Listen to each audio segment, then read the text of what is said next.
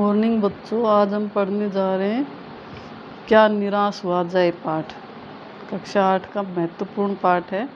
इसमें लेखक बता रहा है कि हमें निराश होने की आवश्यकता नहीं है। मैं बता रहा है कि आए दिन किस प्रकार से समाचार पत्रों में या जो टीवी पर जो हम समाचार सुनते हैं, सभी जगह चोरी, डकैती, ठगी, तस्करी, भ्रष्टाचार आदि के समाचार सुनने को मिलते हैं। ऐसा लगता है मानो कि सब जगह जो है यही चोरी, डकैती, तस्करी, भ्रष्टाचार आदि हो रहे हैं। लेकिन कवि के अनुसार ऐसा नहीं है। कवि कह रहे हैं कि हमारे हर मनुष्य में अच्छे और बुरे सभी प्रकार के गुण होते हैं, लेकिन उन गुणों को उजागर करने वाला चाहिए।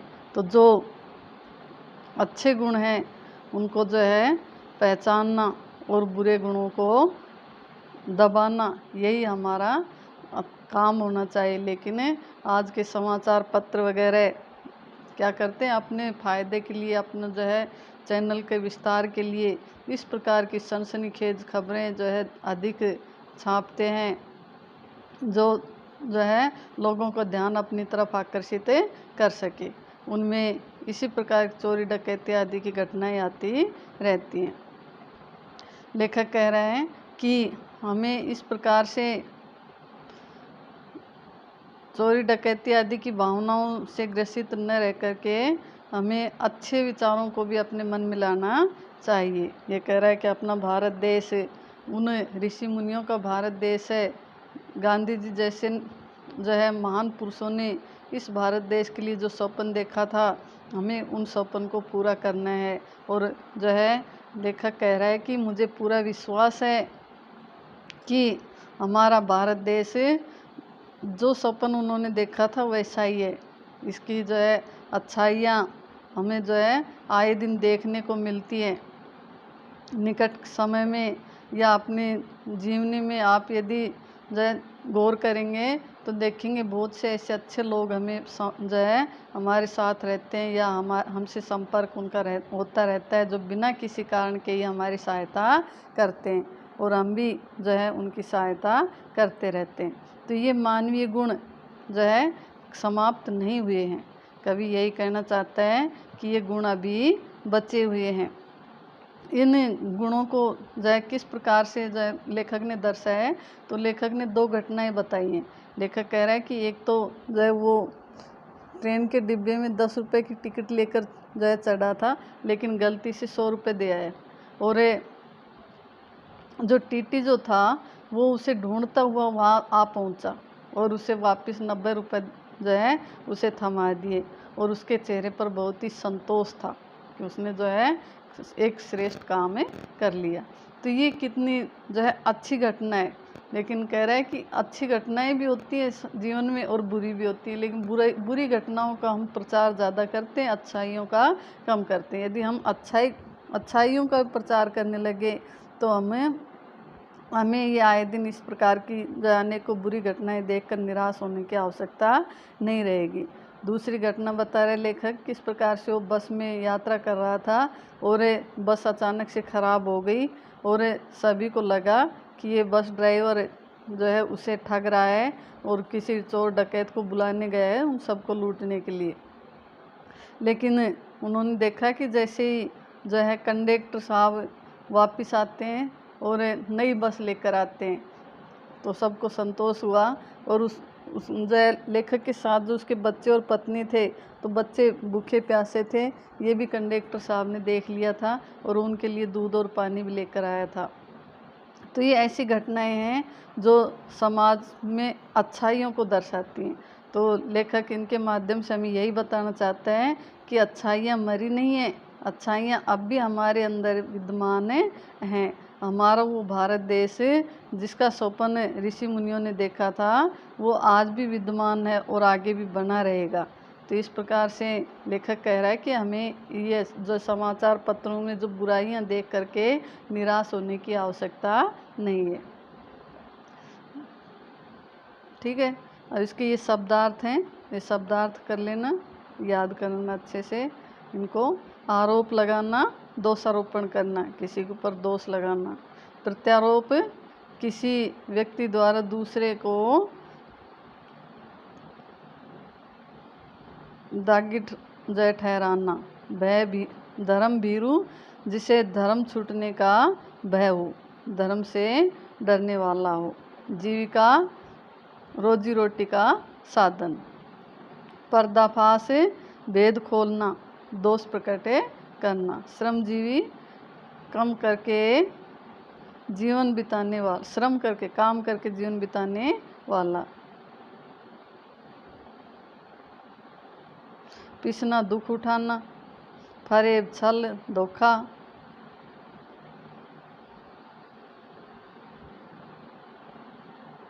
पर्याय समान अर्थ वाला। उजागर प्रकट करना। चरम और परम, आखिरी और सबसे सुंदर। विद्यमान मौजूद। गुमराह जो रास्ते से भटक गया है, भूल गया रास्ता। उपेक्षा तिरस्कार। उद्घाटित करना, खोलना या प्रकट करना। गरिमा यानी महिमा। अवांछित अनचाहा। गंतव्य जहाँ, वह स्थान जहाँ किसी को जाना हो। कातर यानी भयभीत। व्याकुल यानी परेशान। गिड़गिड़ाना, सहायता हेतु दीनता पूर्वक प्रार्थना करना। कष्ट करे, दुख देने वाला। और विधिया तरीके। ढाढ़स दिलासा या धीरज। तो ये जो है शब्दार्थ हैं। अब इसके प्रश्न देखिए। लेखक ने स्वीकार किया है कि लोगों ने उन्हें भी धोखा दिया है, फिर भी वह निराश नहीं है। आपके विचार में इस बात का क्या कारण हो सकता है? तो देखिए, लेखक का मानना है कि लोगों ने मनुष्यता पूरी तरह से समाप्त नहीं हुई है। लोग आज भी एक दूसरे को अकारण सहायता करते हैं, बिना किसी कारण के एक दूसरे की सहायता करते रहते। दुनिया में सच्चाई और ईमानदारी अभी भी बनी हुई है। शायद इसीलिए लेखक पूरी तरह से निराश नहीं है। उसके साथ भी जो बुरी घटनाएं हुई, लेकिन फिर भी वो निराश नहीं है, क्योंकि उसे लगता है कि आज भी वो मानवता हमारे अंदर है, विद्यमान है। समाचार पत्रिकाओं और टेलीविज़न पर आपने ऐसी अनेक घटनाएं देखी सुनी होंगी जिनसे लोगों ने बिना किसी लालच के दूसरे की सहायता की हो या ईमानदारी से काम किया। ऐसे समाचार तथा लेख एकत्रित करें और कम से कम 2 घटनाओं का अपने जो है टिप्पणी लिखें। इन्हें ऐसे समाचार इकट्ठे करें, उनमें से 2 घटनाएं जो हुई हैं उनके ऊपर अपने विचार लिखने हैं। ठीक है। अगला है, लेखक ने अपने जीवन की 2 घटनाओं में रेलवे टिकट बाबू और बस कंडक्टर की अच्छाई और ईमानदारी की बात कही है। आप भी अपने परिचित के साथ हुई किसी घटना के बारे में बताइए जिसमें किसी ने बिना किसी स्वार्थ के भलाई, ईमानदारी और अच्छाई के कार्य किए होंगे। यानी आपके साथ भी ऐसी घटनाएं हुई होंगी जो बिना किसी स्वार्थ के आपकी सहायता किसी ने की हो, या आपने किसी की हो, या आपके परिजनों की किसी ने की हो। तो उन घटनाओं को जो है इसमें बताना है। तो अपने जो है वो घटनाएं याद करें और बताएं। दोषों का पर्दाफाश करना कब बुरा रूप ले सकता है? तो दोषों का पर्दाफाश करना बुरी बात नहीं है, लेकिन जब किसी के आचरण के गलत पक्ष को उजागर करके उसमें रस लिया जाता है और दोषों को उजागर करना अपना कर्तव्य मान लिया जाता है, तब वह स्थिति बिगड़ सकती है। नहीं, उसके जो है दोषों को उजागर करो, ये तो बुरी बात नहीं, लेकिन उसके जो दोषों को उजागर करके उसमें रस ले, आनंद ले और जो है अपना कर्तव्य मान ले, उनके दोषों को उजागर करना अपना कर्तव्य मान ले, ये बुरी स्थिति है। आजकल के बहुत से समाचार पत्र या समाचार चैनल दोषों का पर्दाफाश कर रहे हैं। इस प्रकार समाचारों को और कार्यक्रमों की सार्थकता पर तर्क सहित विचार कीजिए। हमारे विचार में आजकल के बहुत से समाचार पत्र या समाचार चैनल दोषों का पर्दाफाश केवल अपने समाचार पत्रों व समाचार चैनलों को प्रकाशित में लाने के लिए करते हैं। उनको प्रकाशित करने, उन्हें आगे बढ़ाने के लिए, उनका विकास करने के लिए कर रहे हैं, उन्हें प्रगति देने के लिए करते हैं। उनका इनके अलावा और कोई उद्देश्य नहीं है। नहीं, उनका उद्देश्य ये नहीं है कि उनकी बुराइयों को लोगों के सामने लाएं, उजागर करें या उन्हें दूर करवाने की कोशिश करें। केवल वो अपने चैनल को चलाने के लिए ऐसा कर रहे हैं। निम्नलिखित में संभावित परिणाम क्या क्या हो सकते हैं, आप आपस में चर्चा कीजिए। ईमानदारी को मूर्खता का पर्याय समझा जाने लगा है, पर यदि परिणाम भ्रष्टाचार बढ़ेगा। इन ईमानदारी को मूर्खता का पर्याय समझेंगे तो क्या होगा, जो है ईमानदारी घट जाएगी और भ्रष्टाचार बढ़ने लगेगा। सच्चाई केवल भीरू और बेबस लोगों की इससे पड़ी है। नहीं, सच्चाई केवल जो डरपोक और बेबस हैं, कह रहे हैं कि केवल उन्हीं के लिए सच्चाई है। बाकी जो ताकतवर हैं वो झूठ का सहारा लेकर के जो है समाज में अपनी प्रतिष्ठा और जो है धन कमाते हैं। झूठ और फरेब का रोजगार करने वाले फल फूल रहे हैं। ये कह रहे हैं कि जो झूठे हैं, जो धोखेबाज हैं, वो जो रोजगार कर रहे हैं झूठ और फरेब का, वो उनका रोजगार फल फूल रहा है, अर्थात उनको विकास हो रहा है।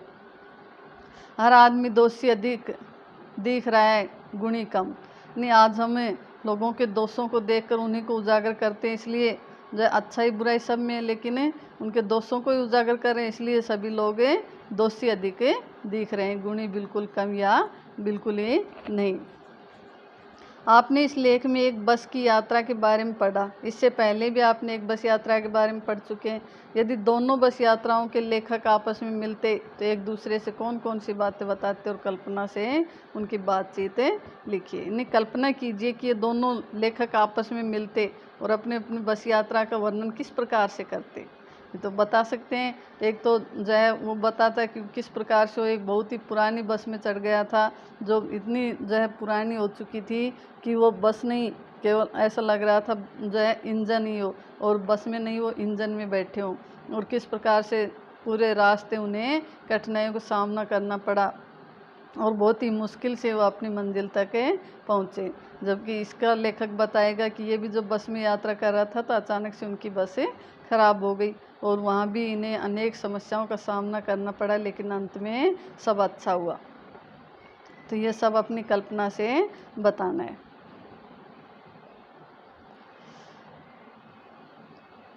आगे देख, लेखक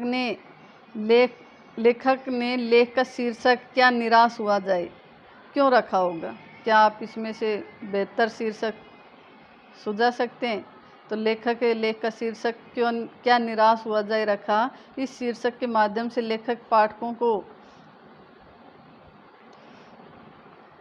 आज के माहौल से जो है अवगत कराना चाहते हैं और जानना चाहते हैं कि वे आज के माहौल के बारे में क्या सोचते हैं। वे लोगों के अच्छे या और बुरे व्यवहार में से खुश है या नहीं है। इसलिए लेखक ने लेख का यह शीर्षक रखा है।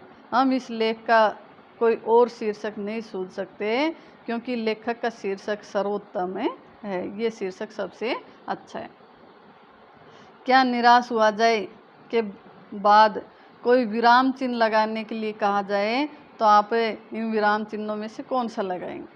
तो कह रहे यदि क्या निराश हुआ जाए के बाद कोई विराम चिन्ह लगाने के लिए कहा जाए तो हमें दिए गए विराम में से प्रश्नवाचक चिन्ह लगाएंगे। इस चिन्ह के चुनाव के मुख्य कारण यह है कि लेखक ने इस शीर्षक द्वारा समाज के लोगों से प्रश्न किया है कि आज की परिस्थितियों को देखकर क्या निराश हो जाना चाहिए, क्या निराश होना उचित बात है। तो इसमें प्रश्नवाचक चिन्ह आएगा। आदर्शों की बातें करना तो बहुत आसान है, पर उन पर जो चलना अमल करना बहुत कठिन है। क्या आप इस बात से सहमत हैं? तर्क सहित उत्तर दीजिए। तो आदर्शों की बात करना जो है आसान है, हाँ, हम इस बात से पूरी तरह सहमत हैं, क्योंकि आदर्शों पर चलने की बातें तो कोई भी कर सकता है।